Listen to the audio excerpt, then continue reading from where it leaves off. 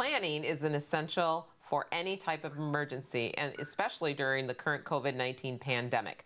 On this episode of Health Check 360, we are talking with Toma Health Emergency Preparedness Specialist James Newland from the hospital's Emergency Operations Center at Toma Health. So welcome, James Newland, and glad to have you with us, with Nick and I. Yeah, thank you. You're welcome. Nice to be with you. Now, I have a question for you, and that is that is this the Health Emergency Center? Is this Operations Center new, or has this been around now since you opened up the hospital? The Emergency Operations Center that I'm in is new. It was built here in this facility prior to us arriving here, but this is upgrade from our previous facility for sure. And so tell us, what are the capabilities that you have there?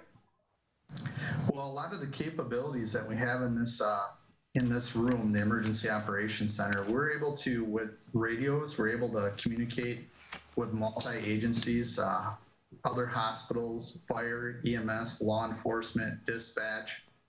Some of the capabilities with the radio, we could pretty much, we've done radio tests where we could speak with people all the way down into Janesville to practice our communications. During this event, though, we've utilized the technology that's in here to have meetings just like this, where we talk to state, federal, and local partners. So, and with also the phone setups that are also in this room as well, really help us during these type of events. James, how has the facility aided in specifically the response to COVID-19? As far as aided, well, we've been doing our own planning and putting things in place for a while. That'd be equipment and that type of thing. Some of the equipment that we have in this room, we were able to get through HERT funding that helped assist purchasing, like some of the screens that you see behind me, some of the radio technology that's in this room. But most of the funding right now for this room was already done prior to this event ever even happening.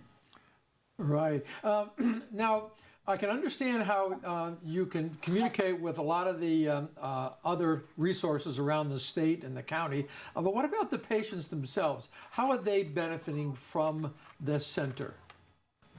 Well, this center, basically what happens in here, there's a lot of planning that takes place in this room, a lot of decisions, and that all comes down when we're talking about the things that happen in here. We're looking at patient safety. We're looking at our staff safety. We're looking at how we're going to handle these different situations that could be coming our way, especially like COVID. We had to make some changes and add screening processes. A lot of those decisions took place in this room with managers and administration and our incident command. So this room has been utilized as a very significant piece of the planning, but also the implementation of the changes that are needed to happen for safety for our patients. And so it sounds like you're both proactive, but also the ability to be reactive.